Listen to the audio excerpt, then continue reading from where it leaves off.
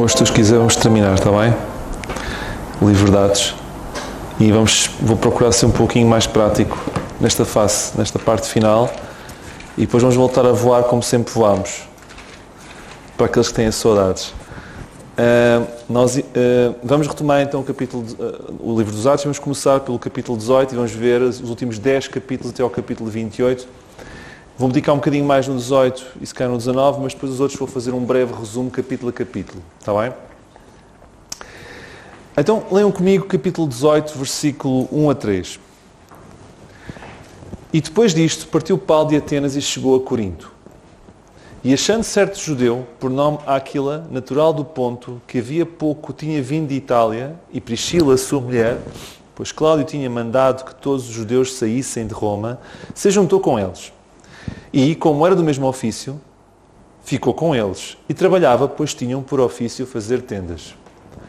Vamos aqui a entrada em cena de Priscila e Áquila, ou Áquila e Priscila.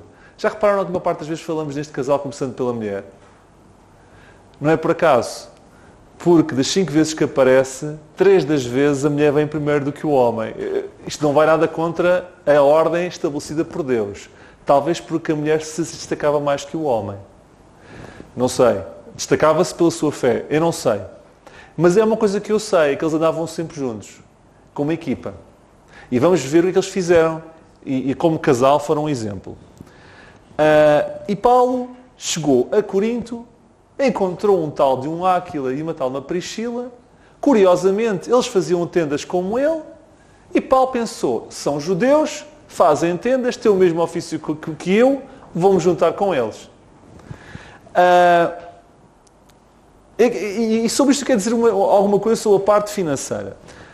Paulo tinha toda a legitimidade de receber ajuda financeira das igrejas. Afinal de contas, ele abdicou da sua vida secular para servir a Deus. De alguma forma, ele tinha que ser ajudado. E as igrejas cooperavam financeiramente para as suas necessidades. Mas Paulo, adicionalmente, também cooperava para as suas. E eu acho que aqui está, nesta solução híbrida, está a verdade bíblica como é que as coisas devem ser feitas. Não é a minha opinião, é o que eu vejo aqui. Ou seja, eu acho que é bíblico alguém servir a Deus fora, seja onde for, ter ajuda da parte das igrejas para poder servir, mas também acho tão bíblico quanto isso, essa própria pessoa também poder chegar à frente e também tentar se desenrascar, ter algum tipo de proveito financeiro para não ser pesado às igrejas. E este modelo de Paulo, eu acho que é um modelo que deveria ser aplicado. É um exemplo que temos aqui e eu acho que mais do que tudo, nós não devemos criar modelos nossos. Devemos procurar ver os modelos que estão feitos na Bíblia e extrapolar a partir deles. Ok? E o modelo que está aqui é esse, é um modelo híbrido. A igreja apoia, mas quem é enviado também faz por si. E nem há alguns no meio de tudo isto encontra-se o equilíbrio. Adicionalmente, temos aqui a soberania de Deus. Eu acho espetacular que isto tenha acontecido. Nós lemos que Priscila e Áquila só foram para Corinto porque o imperador Cláudio os mandou para fora de Roma. O que é que eu quero dizer com isto? Quando o imperador Cláudio manda os dois para fora de Roma, Paulo não imaginava que essa situação lhe pudesse vir a se dar jeito mais tarde. Quantas vezes Deus faz coisas a outros e fora da nossa área de ação, que nós pensamos que não tem nada a ver connosco, mas é Deus a preparar coisas que mais tarde nos vão fazer falta. Deus age assim na sua soberania. Paulo estava noutra. Ok, os dois foram-se embora de Roma, que chatice. Não, era Deus que estava a preparar caminho para que Paulo pudesse ter onde ficar e com quem ficar em Corinto. Claro que Deus não tirou os judeus só de Roma por isso. Porque Deus, quando age de uma forma extraordinariamente complexa que o homem não consegue perceber. E age soberanamente para todas as pessoas. Ele age de forma soberana para aqui, para ali, para ali, para ali, mas também para aqui. E, portanto, quando nós achamos que Deus não está a agir, calma, nós não o vemos, mas Deus está a agir sempre. Mesmo quando aparentemente não tem nada a ver connosco. E quantas vezes essas mesmas áreas que não têm a ver connosco, mais tarde nos vão dar jeito. E Deus preparou-os para nós. E isto deve servir de ajuda para nós. Nós não sabemos se quando Paulo chegou a Corinto, Áquila e Priscila já eram crentes. Há quem diga, eu não vejo isso aqui. O que eu vejo aqui foi, estou-me a guiar pela Bíblia. Mais tarde eles converteram-se e foram um exemplo. Paulo juntou-se a estes dois porque tinham o mesmo ofício e eram judeus. Ponto final. Aqui não vemos que eles eram fiéis. Quem sabe se Paulo não os evangelizou e eles converteram-se então a partir daí? O que temos estou a ser prático e estou a ser completamente literal. Judeus que tinham o mesmo ofício, que mais tarde vieram ser grandes na obra. Mas nesta altura eram apenas judeus que tinham o mesmo ofício. Mas se vocês lerem, eu vou citar Romanos 16, 3 e 4, eu vou citar Paulo a saudar Priscila e Áquila, a dizer isto deles. Saudei a Priscila e a Áquila, meus cooperadores em Cristo, não é fazedores de tendas, nem judeus. Aqui já a categoria já é diferente. Ele já não os categorizava por ter o mesmo ofício, não os categorizava pela sua nacionalidade, categorizava-os por serem cooperadores em Cristo Jesus. E depois diz mais, os quais, pela minha vida, expuseram as suas cabeças. Ou seja, não só eram fiéis a Deus, como puseram o seu pescoço para salvar Paulo. Estão a ver o calibre destes dois? E mais, o que não só eu lhes agradeço, mas também todas as igrejas dos gentios. Estes dois, já viram? O imperador, ao mandar os judeus fora, fez com que Paulo tivesse onde ficar em Corinto, fez com que Paulo pudesse ser salvo várias vezes e fez com que isso pudesse ser bênção para todas as igrejas. Que é o que está escrito em Romanos 16. Como é que um envio para fora pode gerar tanta coisa boa? É assim que Deus faz. Deus, quando dispara uma seta, que ele multiplica-se em 100. Nós, quando disparamos muitas vezes, nem sequer chega ao alvo. Mas quando Deus dispara uma seta, aquilo de repente ramifica-se em 100 e dispara em 100 outros sítios que depois ramificam-se em mais 100. Mas foi uma seta só. Mas foi vinda por Deus. Por isso é que a vontade de Deus é boa, agradável e perfeita. Porque produz resultados que a nossa vontade não produz. Continuando. Se analisarem quando começou Áquila e Priscila na Bíblia aqui em Atos, eles foram de pouco para muito. Foram de quase do anonimato para o elogio desta natureza. E eu acho que assim é que deve ser. O pior é quando nós começamos lá em cima e acabamos lá em baixo. Eu acho que mais importante, não acho, tenho a certeza, mais importante é nós acabarmos bem do que começarmos bem. E Áquila e Priscila são aquele exemplo de quem começou quase no anonimato e acabou bem. Lembram-se dos 10% da estátua, da escultura? Aplica-se aqui. 10%. Nunca se esqueçam dos últimos 10% da escultura da nossa vida. No restante capítulo deste 18, vemos que Paulo continua a privilegiar, visitar e a pregar primeiro aos judeus e eles continuam a rejeitar. Vemos no versículo 6, resistindo e blasfemando eles, judeus, sacudiu as vestes, Paulo sacudiu e disse-lhes, o vosso sangue seja sobre a vossa cabeça, eu estou limpo desde agora, parte para os gentios. Ele aos poucos começa a desligar, mas não se desliga totalmente até chegar a Atos 28, 28. Até lá vai estar sempre ligado de alguma forma, mas ele começa a deixar bem claro e a comunicar de forma bastante clara que vai se desligando dos judeus, porque eles rejeitam, e não só rejeitam, como resistem, como blasfemam e como o querem matar. E daqui para a frente, estes últimos 10 capítulos de Atos, é como se fosse Paulo em fuga da morte. A morte persegue Paulo e Paulo desvia-se. E faz assim, cada capítulo é a morte a querer atacar Paulo e Paulo a desviar-se. Vocês vão ver. E aos poucos vemos a mudança de cenário a surgir, que é movida pela rejeição de Israel. Sabem, por vezes para que novas portas se abram, outras têm que se fechar. A rejeição de Israel foi uma porta que Deus permitiu que se fechasse para que outra melhor surgisse. E muitas vezes... E Paulo precisou de ser rejeitado, maltratado, para que essa mudança fosse perceptível. Quando Deus nos fecha uma porta, tem sempre outra melhor para nós. E devemos pensar nisso e olhar para esta passagem e até aí extrapolar esse sentido prático. Paulo, mais tarde, ao escrever aos Coríntios, ele revela como é que se sentia aqui nesta fase da sua vida. E ele diz assim, na primeira epístola aos Coríntios 2:3, porque ele aqui estava com os Coríntios, ele diz assim, e eu estive convosco, sim, quando eu estava em Atos 18, eu estive convosco, como é que ele esteve connosco? Com eles? Em fraqueza, em temor e grande tremor. Como é que é? Como é que é? O apóstolo Paulo andava cheio de medo, desesperado e muito fraquinho? Sim, o apóstolo Paulo também teve momentos de fraqueza, de desespero, de muito medo. Sabem, nós lemos na Bíblia que vamos ser sempre fortes. Eu leio, é que muitos que eram grandes revelaram muito desespero. Essa história que temos de ser todos super-heróis não é bíblica. O apóstolo Paulo, que disse ser de meus imitadores, também teve desesperado. Ele disse, ele não teve vergonha. E eu acho que isto é que revela a grandiosidade. É a capacidade como ele revela a sua fraqueza. Ele revelou, estive convosco em fraqueza, em temor e grande tremor. Não é qualquer um que escreve uma coisa dessas. Eu estive com vocês cheio de medo, a tremer. Até podia revelar aparentemente, vão pensar o quê? Que eu não tenho fé? Não tem problemas nenhum em dizer que teve com dificuldades. Parece que nós, irmãos, sinceramente, eu acho que às vezes nós como crentes temos a ideia que temos que passar a imagem que somos todos santos. Super santos, impecáveis, que não falhamos. Sei que isso faz com que os outros não se aproximem de nós. Porque acham que nós somos perfeitos. E depois não desabafam connosco, porque acham que nós não temos os mesmos problemas que eles. E pensam que até, nem são capazes de se integrar de uma forma tão perfeita. É bíblico, nós somos capazes de dizer que estamos a passar mal. Que precisamos de ajuda. Que estamos numa fase má, que não foi bom, que não estamos bem. É tão bíblico como dizer estou bem. E portanto eu acho que temos de descomplicar, e sinceramente, se calhar vocês não vão acordar comigo, mas é assim que eu acho, que eu vejo na Bíblia.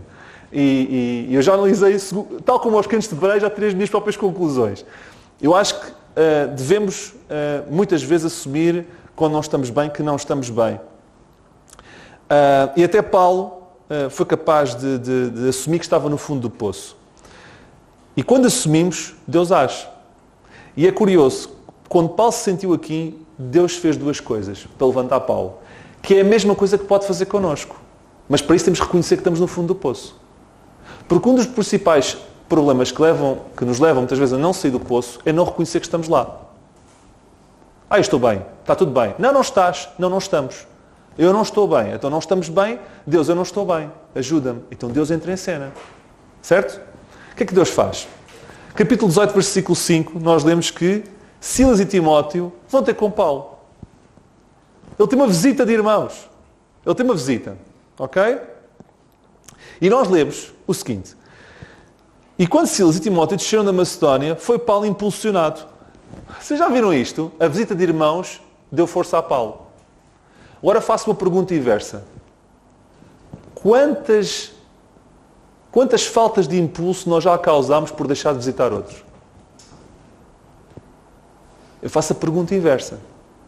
Paulo estava nas lonas. Só Deus e ele é que sabiam. Certo?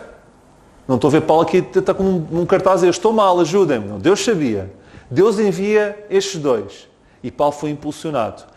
Quantas faltas de impulso e faltas de ajuda e faltas de força temos causado a outros por não os visitar? Muito importante. E Deus resolve o problema também de outra forma. Como sabem, o problema aqui eram os judeus que perseguiam Paulo e queriam o matar. Deus vê Paulo nas lonas e diz assim, agora vou cuidar de ti. Tal como Elias quis morrer, e eu vou cuidar de ti. Tal como Agar quis morrer, e Deus cuidou de Agar. Quando nós chegamos a esse ponto, Deus entra sempre em cena. E Deus faz outra coisa que ninguém pensou. Lá está, quando Deus age fora da caixa. Vejam só, o problema são os judeus. Sabe o que Deus fez? Deus salva o chefe da sinagoga. Quer dizer, é os judeus que eu atrás de ti, Paulo. Deixa estar, eu vou cuidar do assunto. Eu vou salvar o chefe da sinagoga. Versículo 8.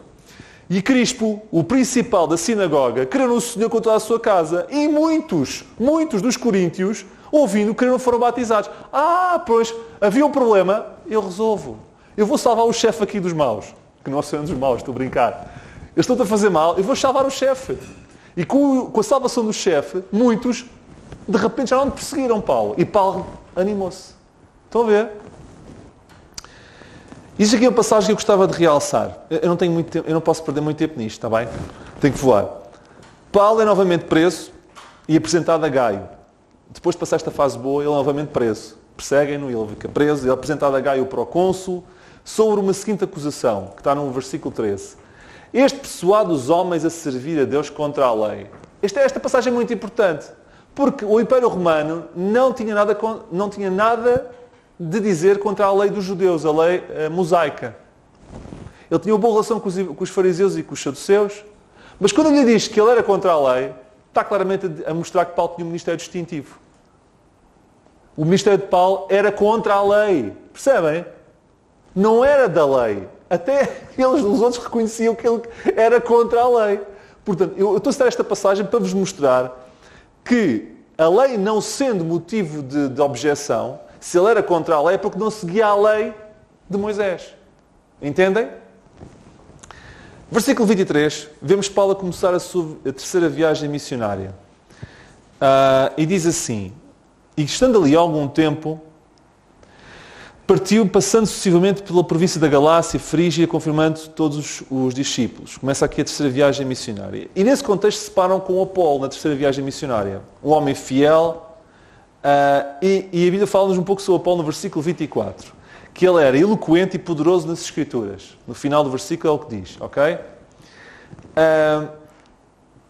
Vejam o versículo 25. E era instruído no caminho do Senhor, fervoroso. O homem era eloquente, poderoso nas Escrituras, instruído, fervoroso espírito, falava diligentemente as coisas do Senhor, mas conhecia somente o batismo de João. Quer dizer, o homem era quase completo. O homem falava bem, o homem sabia tudo, o homem se mexia bem, o homem tinha uma vontade espetacular, mas o homem não estava bem informado. Sabem como é que Deus resolve o assunto? E ele começou a falar ousadamente na sinagoga. E quando ouviram Priscila e Áquila, os tais que faziam tendas, o levaram consigo e fizeram o quê? Chamaram Paulo para falar com ele. Paulo, este aqui é muita areia para a minha caminhonete. Deixa tu a falar com ele, que ele o homem é muito fervoroso, o homem é muito forte, o homem sabe tudo. Quem sou eu? Não, eles falaram com ele. Levaram consigo e lhe declararam mais pontualmente o caminho de Deus. Foram eles que resolveram o assunto. Eles não esperaram pelo chefe Paulo. Eles não esperaram por o Timóteo. Eles não esperaram por outros. E eles próprios enfrentaram o Apolo. Não devia ter sido coisa fácil. O que é que eu aprendo aqui? Eu aprendo aqui duas coisas. Todos nós temos de ser capazes de explicar a nossa fé, seja a quem for. Aqueles fazedores de tendas, no princípio, não tinham um MBA da Bíblia. Pessoas simples. Mas explicaram ao ponto de ele poder aprender ao Paulo. Cada um de nós não deve depender do outro para explicar seja o que for. Cada um de nós tem que ser capaz de explicar. E para explicar tem que perceber. Segunda grande lição. Que é uma coisa que pouca gente vê. O Apolo era o eloquente, era o sábio, era o fervoroso, mas também era suficientemente humilde para aceitar o ensinamento de fazedores de tendas. E isto é ser grande. Porque olhamos só para Priscila e Áquila, que foram capazes de explicar e não esperaram por ninguém e resolveram o assunto, mas não menos importante é a humildade de Apolo, que sendo o que era, aceitar. Ok? Eu acho que tanto uma coisa como outra são especiais. Capítulo 19, versículos 1 a 7, temos Paulo a encontrar-se com os discípulos que tinham sido batizados por João Batista, mas que lhes faltava o Espírito Santo. Porquê? Porque o batismo deles não tinha sido Pentecostes, tinha sido o anterior. E o Espírito Santo só foi manifestado no Pentecostes. Certo? Eles tinham o batismo na água para salvação, mas não tinham o Espírito Santo. E aqui Paulo entra em cena e vemos aqui uma expressão nestes versículos, digo-vos já quando é que é. Leiam comigo o 4. Paulo disse, certamente João batizou com o batismo de arrependimento. Ou seja, eles foram batizados com o batismo para salvação de pecados. Dizendo ao povo que cresce no que após ele havia de vir. Jesus Cristo. Isto é Jesus Cristo. E os que ouviram quem? Não eram estes 12. Eram os que na altura ouviram, foram batizados em nome do Senhor Jesus. E impondo-lhes as mãos, a quem? A estes 12, veio sobre eles o Espírito Santo. Há pessoas que pegam nisto e dizem assim, e os que ouviram foram batizados. Mas quem é que ouviu? Estes 12, que agora os discípulos, e foram 2 vezes batizados? Não. Os que ouviram a João Batista foram batizados. A estes, Paulo apenas impôs as mãos para que o Espírito Santo viesse. Porque não tinham o Espírito Santo, apenas tinham o batismo da água. Aqui não há duplicação de batismo da água. Nem Paulo batizou com a água. O que houve aqui é um batismo do Espírito Santo. Atenção, estamos numa fase mista, híbrida. Não temos totalmente a graça na sua máxima força. Entendem? E além disso, se os que acham que isto é batismo na água e que Paulo voltou a batizar na água, então tem que me explicar porque é que quando batizam eles não começam a falar línguas as pessoas. Porque estes começaram a falar línguas quando foram batizados. Não é verdade? Está aqui escrito. E impondo as mãos sobre o Espírito Santo e falavam línguas e profetizavam. Pois é. Então, meus amigos, se isto é água e se Paulo batizou, certo? E Paulo diz que só batizou Crispo e Gaio, não disse que batizou estes 12. Certo? Não podia ser água. Mas vamos supor que Paulo se tivesse esquecido. Uma vista aos Coríntios, não é? Entre aspas. Então, porquê que quando batizamos com água ninguém fala línguas? Porque este batismo não foi de água, foi do Espírito Santo apenas. Ok? Eu disse que ia falar prático, não ia falar, então vocês já falaram, este tem sido doutrina de trás para a frente. Eu vou procurar ser mais prático. Até ao final deste capítulo vemos que o Evangelho crescia por toda a Ásia, não obstante as perseguições cruéis, ferozes. Toda a Ásia teve acesso ao Evangelho.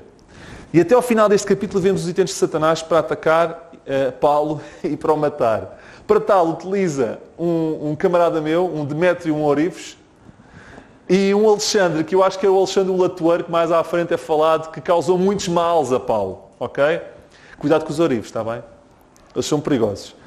No capítulo 20, versículo 1, lemos assim: E depois que cessou o alvoroço, Paulo chamou a si os discípulos, abraçando-os, saiu para a Macedónia. Aqui um pequeno à parte. Paulo saiu para a Macedónia no meio do alvoroço. Paulo saiu para a Macedónia quando cessou o alvoroço. Paulo era um homem que não abandonava a luta. Há pessoas que quando a luta aperta, zarpa. Paulo esperou que o alvoroço cessasse para ir para a Macedónia. Isso diz muito de quem era Paulo. E isso diz muito, às vezes, aquilo que nós não somos. Quando o calor aperta, fugimos. Quando o calor aperta, não enfrentamos as lutas. Que tipo de crente somos nós? Paulo, enquanto teve o problema aqui, não saiu. Quando acabou o alvoroço, é que foi para a Macedónia. Do versículo 7 ao 12, nós lemos a queda e a morte do... Eu pus aqui o Eurico, mas isto foi o computador que traduziu mal. Eu pus o Eutico e aquilo traduziu para o Eurico. Mas o Eurico é o Eutico que caiu da janela. E Paulo acaba, com o poder de Deus, de ressuscitar este jovem, porque lemos que o discurso de Paulo era longo. Olha, Paulo de certeza que nunca era a favor das mensagens de 20 minutos. Porque quando ele pregava longo. Mas queria destacar algo. O Eutico morreu, sabem porquê? Porque ele se desligou da mensagem e adormeceu. E ao adormecer, caiu. Nós, quando nos desligamos da mensagem, daquilo que Deus tem aqui para nós acabamos sempre por dar um grande trambolhão. E adormecemos. Eu já não vou para a área da parte doutrinal, que também podia abordar por aí. Nem vou por aí. Quando nós nos desligamos do que aqui está a ser dito, acabamos por adormecer e cair da janela. E olha que alguns não... Olha, a sorte dele foi Paulo ser o pregador daquela noite. Versículo 20. 20. Como nada que útil seja, deixei-vos anunciar e ensinar publicamente e pelas casas. Vemos que Paulo ensinava de 3 formas. Publicamente, privadamente e pelas casas. E este é um modelo de ensino que eu acho que deve haver numa igreja. Tem que haver ensino público, tem que haver ensino privado. E agora este é o problema. É que as nossas casas não querem receber ninguém. Pois é, tenho que falar sobre isto. Nós achamos que a nossa casa é a nossa casa. A igreja é a igreja. O que é isso? Paulo ia às casas de cada um dos crentes e ensinava. Eu acho, tenho a certeza, pelo que está escrito, que aliás, eu fiz uma introspeção e acho que cada um de vocês a faça. Era muito importante que nós estivéssemos mais à vontade para abrir as portas das nossas casas. Porque é bíblico. Os anciãos iam à casa de cada um a ensinar. Porquê é que nós achamos que a igreja é a igreja e a casa é a nossa casa e fechamos as portas e que ninguém tem nada a ver com isso? Isso não é ser igreja. Se calhar vocês não concordam comigo. Isto é o que eu vejo aqui nas Escrituras. Paulo fazia ensino privado, fazia ensino público e fazia ensino casa a casa. Cada um interpreta como entender. Eu interpreto assim porque eu acho que é o que está correto. Vamos avançar. Capítulo 21. Paulo, neste capítulo, despede-se dos crentes porque sabe que ia para Jerusalém e indo para Jerusalém seria preso e não os veria mais. Então os crentes procuravam demovê-lo para que ele não fosse para Jerusalém, dizendo: Paulo, não vás, por favor, a gente gosta muito de ti, por favor, não vás. E então eles perceberam que não iam conseguir afastar Paulo, e Paulo estava irredutível. E sabem o que é que este povo todo, estes crentes todos fizeram? Isto é muito importante, muito importante. 21:14. E como não podíamos convencê-lo, nos aquietámos dizendo: faça-se a vontade do Senhor. Quando a gente bater numa parede, e Paulo era uma parede, aquietemo-nos e consideremos: Deus, faz a tua vontade. Isto pode ser aplicado para muita coisa na nossa vida. Eles perceberam que Paulo estava irredutível. Então, aquietaram-se. Faça a tua vontade. Se nós temos uma parede à nossa frente que nós não conseguimos movê-la, então o que Deus diz é: aquieta-te e diz-me para que eu faça a minha vontade. Estão a perceber a aplicação prática da coisa? Eles perceberam que não conseguiam fazer nada. Oh Paulo tem que ir, vai. Pá, mas vou-me aquietar. Deus faz a tua vontade. Paulo é agredido em Jerusalém, preso e apresentado ao tributo. Estão a ver o homem a ser perseguido. De cada capítulo é perseguido, procuram-no matar. Enfim. E uma vez mais vemos aqui uma repetição da distinção do ministério de Paulo. Quando é dito acerca dele, no capítulo 21, versículo 21. Já acerca de ti, foram informados de que ensinas todos os judeus que estão entre os gentios a apartarem-se de Moisés. Estão a ver? Paulo tinha a ver com Moisés. Dizendo que não devem circuncidar seus filhos nem andar segundo o costume da lei. Estão a ver? Os acusadores dele não é o povo, é os acusadores a dizer: tu andas a ensinar as pessoas a não seguir a lei, a afastar-se de Moisés. Por que razão é que acham que Paulo tem uma coisa a ver com a lei? E estamos na parte híbrida da coisa. Isto não está totalmente definido ainda. Mas até os acusadores sabiam que ele não tinha nada a ver com Moisés. Estão a ver? Capítulo 22. Eu tenho que acabar isto hoje. Capítulo 22. No versículo 1 a 16, vemos Paulo a discursar ao povo e a contar a sua conversão uma vez mais. Por que razão a gente não fala mais das conversões e do testemunho de cada um? Eu lembro quando era jovem, volta e meia subiam e contava como é que se convertia. Agora a gente tem vergonha de falar sobre isso. Porquê? E hoje só estou a tocar em coisas chatas, não é? Desculpem lá. Mas é verdade, quando era mais novo, olha que o meu irmão vai dar o testemunho. E a gente ficava assim, epá, que interessante e não sei o quê. Agora, parece que temos vergonha de contar como é que nos convertemos. Paulo tinha vergonha.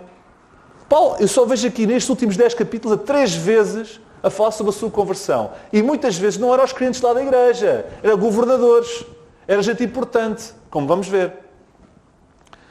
Neste discurso, a certo ponto, Paulo fala-nos que foi batizado para lavagem de pecados. Lemos no versículo 16, 22, 16, onde é que isso está? Eu estava a contar como é que foi a sua salvação e chegou a uma altura e aconteceu. E agora, porque tu tens lá o Ananias para ele, levanta-te, e atenção, e batiza-te e lava os teus pecados. Ele está a contar como é que correu com ele, no princípio, Atos 9. Na altura disseram-me, levanta-te, batiza-te e lava os teus pecados, através do batismo. Sei que ele diz mais tarde, em 1 Coríntios 6:11, eu vou citar. E é o que alguns de vós têm sido, mas haveis sido lavados. Calma, também está aqui uma lavagem. Lavados com o quê? Com água? Santificados. Justificados em nome do Senhor Jesus, pelo Espírito do nosso Deus. Agora o que salva é a ação do Espírito, não é a água.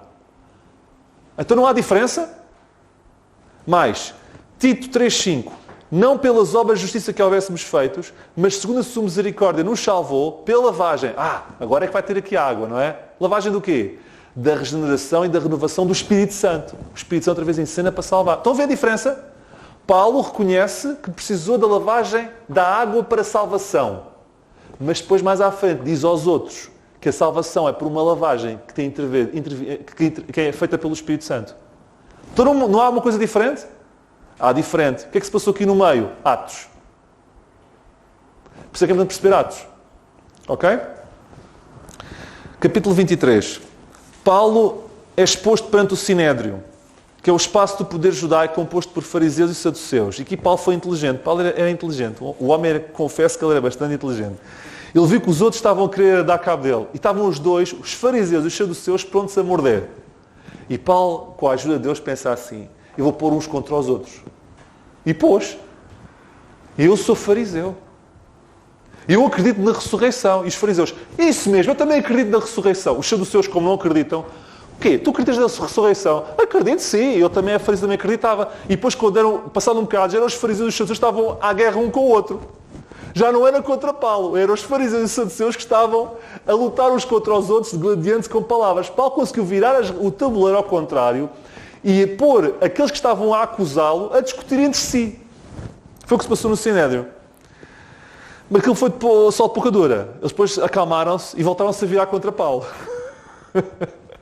Ele percebeu que ia... mas Paulo sabia que não iria morrer antes de chegar a Roma, porque Deus lhe tinha dito. E ele sabia, no fundo, ele sabia, isto vai ser difícil. Isto vai ser duro. Eles estão com uma vontade de matar, mas eu ainda vou pôr os pés em Roma. Estão a ver? Houve uma conspiração para matar Paulo, e o sobrinho de Paulo entra em cena neste capítulo, avisa aos romanos da conspiração, e os romanos, porque sabiam que ele era cidadão romano e que não podiam permitir que ninguém tocasse num romano, mandam-no para Cesareia, para que Félix, que era o governador lá do sítio, resolvesse o problema. E Paulo, com uma comitiva de 200 cavaleiros, a Bíblia explica, está aqui muita gente, porque tinham que se proteger dos judeus, à socapa, fugiu para Cesareia. E o Félix que tratasse dele. Ok? E entramos no capítulo 24, onde o Félix vai tratar dele. E Paulo enfrenta Félix em Cesareia. Assim, e Félix manda vir os acusadores também, para que fosse um tribunal justo. Mas isso não dá em nada. Esse julgamento não dá em nada. E Félix decide manter Paulo preso. Entretanto, ele e a mulher, a Drusila, vão ter a capa com Paulo para saber mais sobre a fé dele. Ok? E leiam isso podem ler isso no versículo 24. 24. Eu queria citar aqui uma coisa importante. Alguns dias depois do julgamento, vindo Félix com a sua mulher Drusila, ou seja, eles no fundo estavam a julgá-lo, mas perceberam que Paulo era diferente. E Drusila era judia. A mulher, que era judia, mandou chamar a Paulo e ouviu acerca da fé em Cristo. Agora, versículo 25. E converteram-se, é o que diz aqui. Leiam. E tratando ele da justiça e da temperança e do juízo vindouro, Paulo falou sobre isto, da justiça, da temperança, do juízo vindouro. Fez uma exposição a Paulo, longa. Felizmente eles deviam estar sentados, não tinham caído da cadeira. Félix, espavorido. Imaginem o Félix depois daquela longa exposição. Eu já não podia ouvir mais nada. Respondeu, por agora vai-te, tendo a oportunidade de te chamarem outra vez. Estão a ver? O que eu queria citar aqui? Isto é o que muitos de nós fazemos. Por agora já chega. Quando eu tiver a oportunidade, vou voltar a pensar na questão da fé. Muitos que entram aqui, é o que dizem. Armam-se em Félixes. Por agora, eu até acho isto interessante. Quando tiver a oportunidade, eu vou tratar do assunto. Ou crentes que sabem que devem fazer uma coisa que não querem fazer. Quando tiver a oportunidade, vou fazer. Sabe uma coisa? Félix nunca teve a oportunidade. Foi substituído pelo Festo. E se calhar nunca mais viu Paulo. E é o que às vezes achamos. Achamos que temos uma oportunidade. Mas às vezes não a temos. Quer para a salvação, quer para corrigir, seja o que for. E eu não podia deixar passar, até porque agora o teor desta última parte de Atos, eu queria que fosse prática. Capítulo 25. O Festo substituiu Félix. E verificamos que Félix não teve mais oportunidades. Paulo volta a ser julgado em Cesareia e Paulo testemunha novamente a sua fé. Etc. No capítulo 26. Nesse julgamento, Festo não era tão amigável quanto Félix. E ameaça enviá-lo a Jerusalém. Eu vou, mas enviar-te a Jerusalém, que é para eles tratarem de ti. E Paulo, eu estou a resumir a história. Se estiver a falar um bocado rápido demais, perdoem-me. E Paulo apresenta, lá está inteligente, apresenta as credenciais romanas. Não me vou enviar a Jerusalém para ser morto. Acham que os romanos iam gostar de saber que vocês enviaram um cidadão romano para ser morto por judeus lá embaixo, em Jerusalém? E Festo... o que é que vais fazer? Disse a Paulo. Então, eu vou apelar a César. Muito bem, então vou-te enviar a Roma. E enviou a Roma. Lá está. O plano de Deus a concretizar-se. Que ele tinha que ir a Roma antes de morrer. Mas foi assim que aconteceu. Ele queria enviá-lo para Jerusalém. Paulo reclamou a sua cidadania romana. E ele diz, eu não vou tocar em ti. Tudo bem, então queres falar com o César? Queres apelar a César? Tu vais falar com ele, vou-te enviar a Roma. Estão a acompanhar? Mas, entretanto, o Festo ouviu de Paulo. E ali muitos outros. É que nestes julgamentos sucessivos, Paulo ia testemunhando. Pessoas iam se convertendo. Aquilo que era aparentemente mau, Deus usou para que Paulo continuasse a falar durante imenso tempo. Já para não falar dos encontros que ia tendo com um e com o outro, que a Bíblia não relata aqui. Ok? Capítulo 27. Estamos quase no fim. Temos a viagem de Paulo a Roma.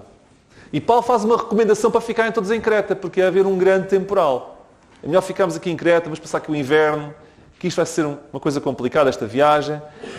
Eles ignoraram Paulo e naufragaram. Claro que Paulo sabia que ele não ia morrer, não é? Mas depois também ficou a saber que os outros também não iam morrer. Quando ignoramos a voz de Deus, nós somos sempre cuspidos para a água. Sempre. Tomamos sempre um banho. Lembram-se do Jonas? Não foi a água, porque desobedeceu a Deus? Estes também foram. Sabem qual é que era o problema? Por que isto aconteceu? Capítulo 27, versículo 11. O centurião queria mais no piloto do que no que dizia Paulo. Quando nós acreditamos mais naquilo que o mundo diz, o A diz, o C diz, do que a Bíblia diz, nós vamos sempre tomar um banhinho mais cedo.